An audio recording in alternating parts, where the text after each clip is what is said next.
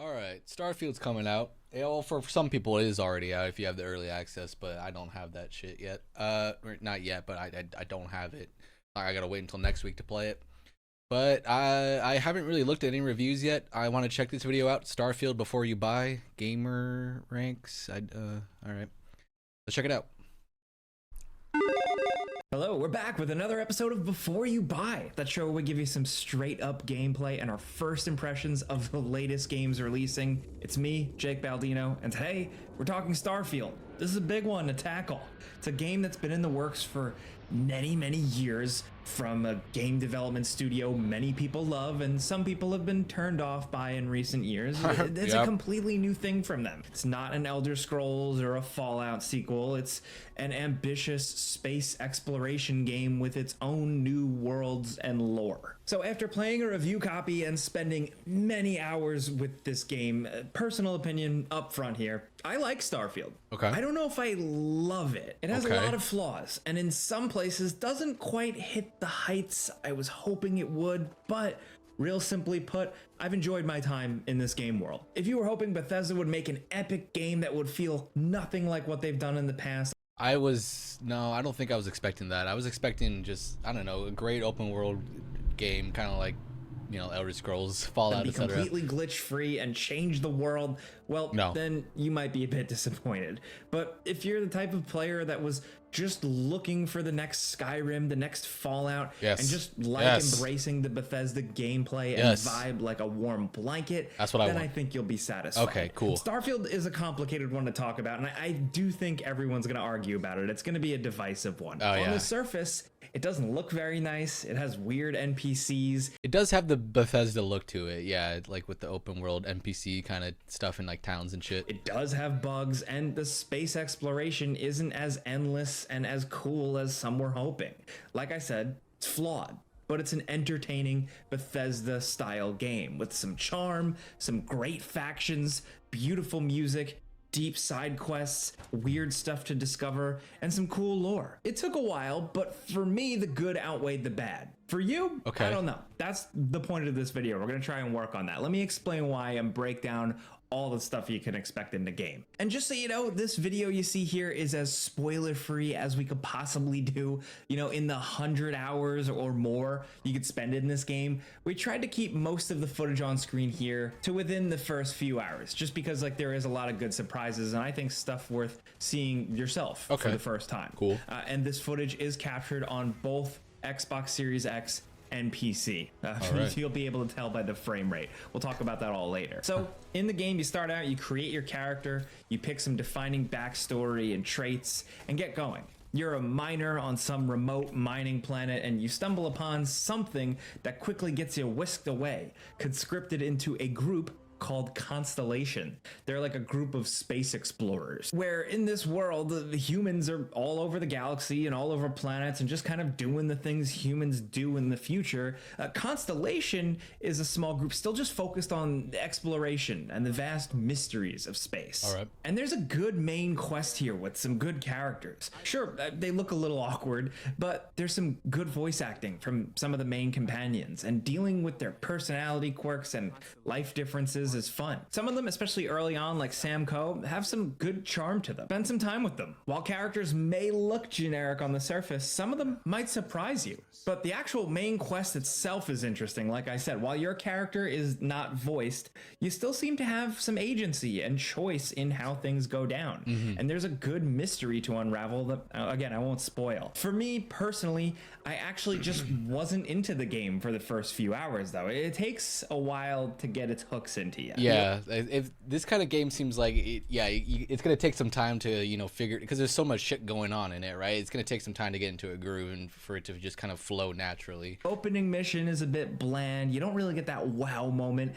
and the first city you visit, while being really big and grand, felt a bit boring and weirdly dull. But as you work your way through the main quest line, which I suggest trying to focus on a bit, at least up until you get to the city of Neon, that's when the game really unfolds and you're more powerful, you've got a good ship, you're with a faction or so, and learn more about these worlds. And dude.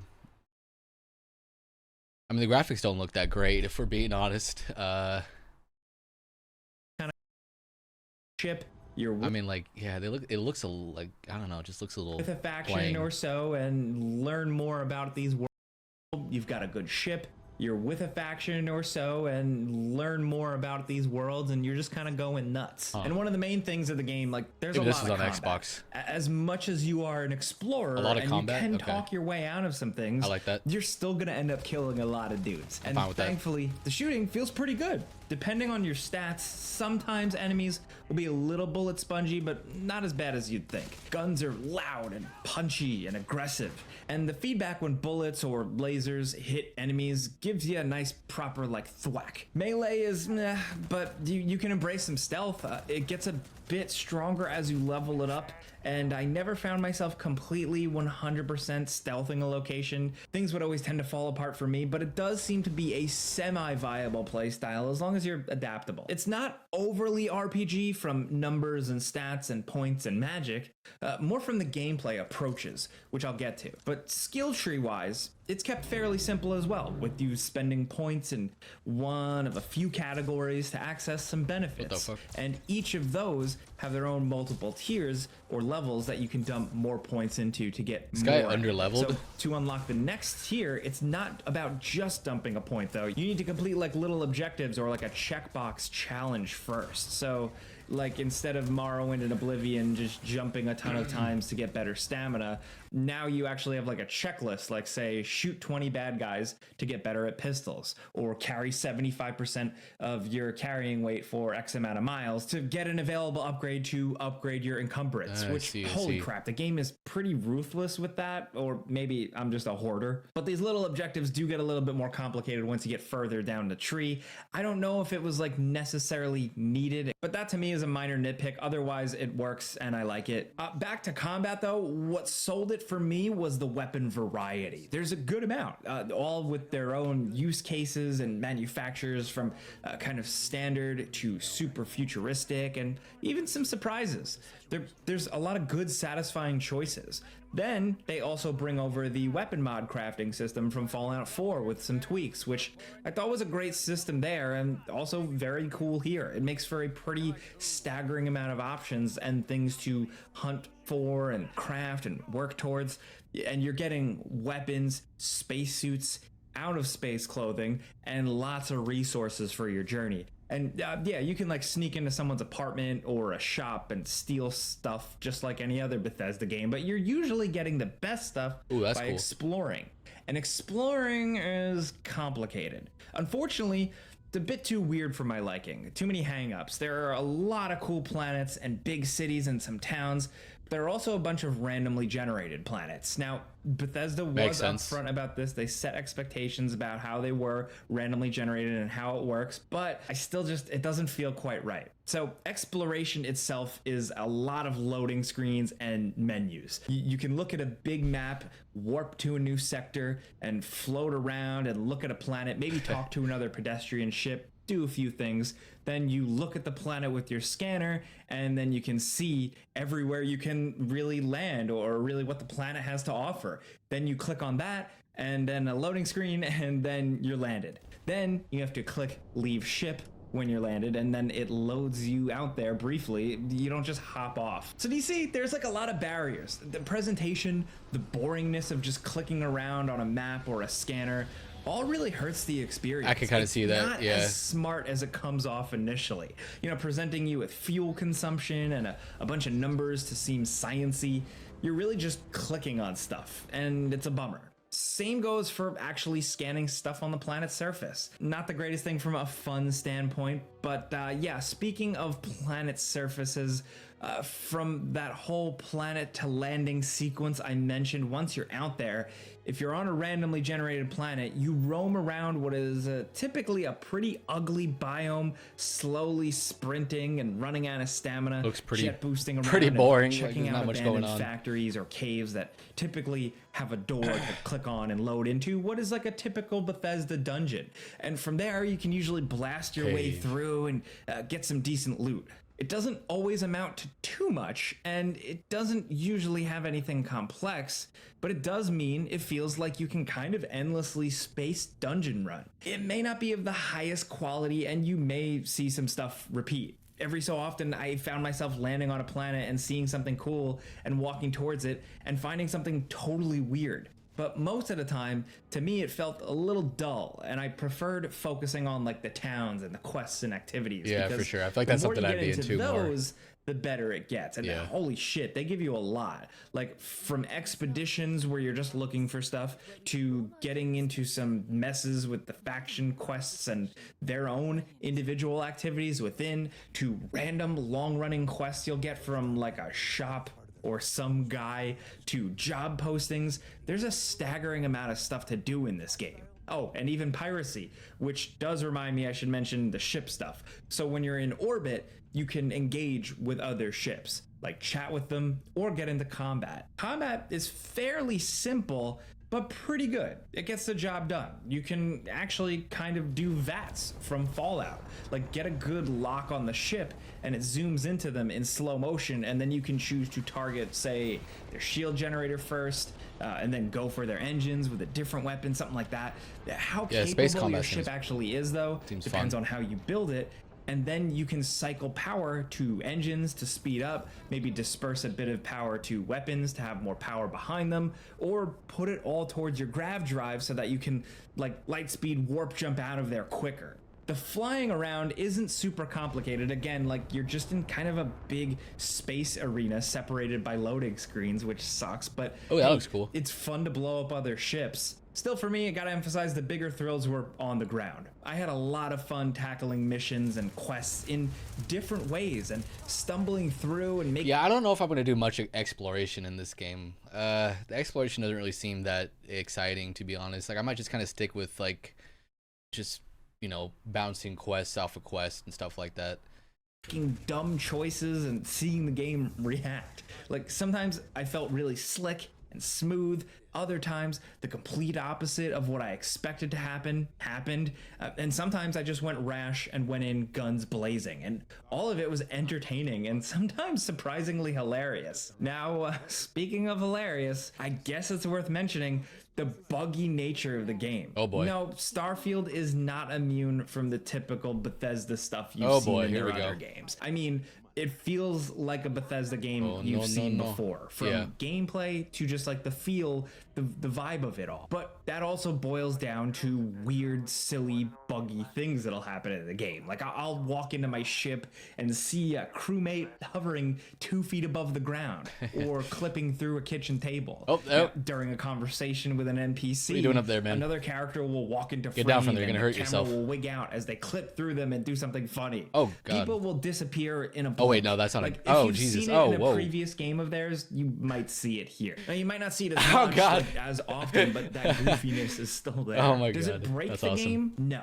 Haven't really had any catastrophic issues other than getting stuck on a chair and having to reload my save. But it can break immersion a bit. It's not a disaster, but you'll see some weird stuff occasionally. It's funny. Some people are more sensitive to this stuff, so it's always worth bringing up. All that stuff does, however, contribute to making the game feel a bit old in spots. Some towns are like rich with detail and have a surprisingly dense amount of NPCs on screen, but other areas like the planet terrain or even some sections of, say, New Atlantis just look flat and drab and weird, especially at a lot of times of day. And that's on PC and Xbox versions of the game. It's just not the cleanest or newest looking game, and it's a shame considering the massive scope of everything. The town density, like I said, is great oftentimes, and when you're in space, the planets and the effects and the asteroids look pretty great. Or say if you're on a moon looking up at like Saturn and it's casting a light,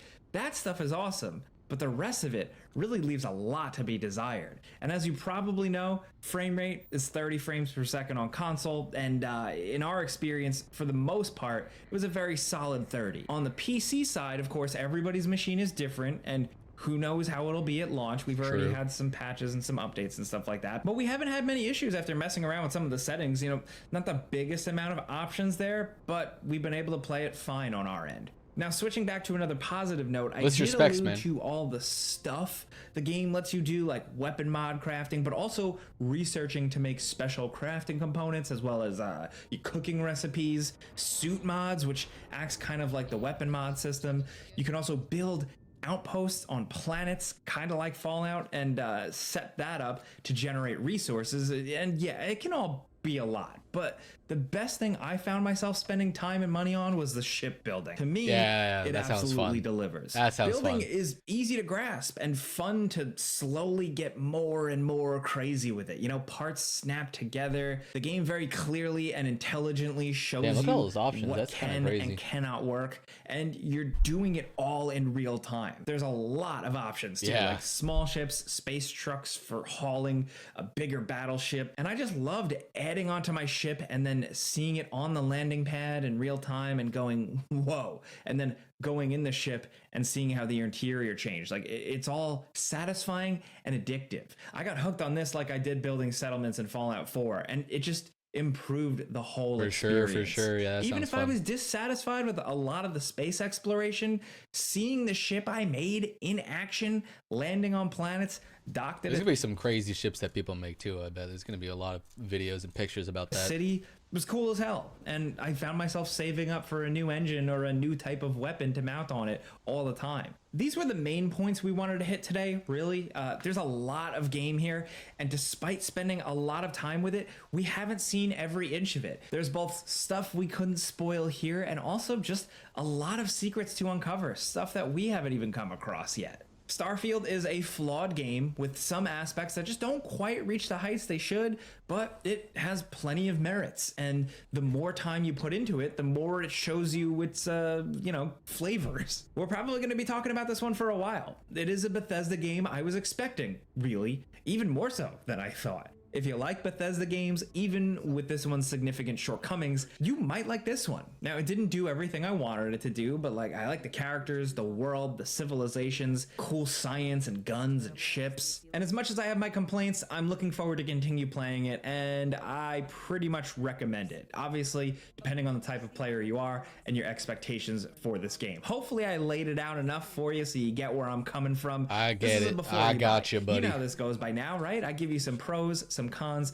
and some personal opinion, and now I want to hear yours. What do you think about Starfield? Just let us know. Are you someone who's jumping into like that early access where you pay more for the game? Are you waiting for it to come to Game Pass? And also let us know if you're planning to play on PC or Steam. Are you going to be making mods for the game? Steam? Are you just skipping the game? Whoever you are, let's talk Starfield down in the comments. There's a lot to talk about with this one, and like I said, stuff we can't spoil and stuff we haven't even found yet. So let us know in the comments. Try and keep it spoiler free, but if this video helped you out at all, informed you, maybe just seeing the gameplay was nice, anything like that, clicking the like button helps us. Thank you. But I always make it a point to say this with the big before you buy videos. Thank you for watching. If you've been sticking with us for so long, I put out the first before you buy video like 8 years ago at this point with Batman Arkham Knight, and we're still here today, just kind of yapping about it. It is a catchy tag. So thank you. Before you guys you know where to find me on social media, but if you're new to gameranx, be sure to click, follow, do all the YouTube stuff. Thank you very much for watching, and we'll see you guys next time. Units 3, ready to land.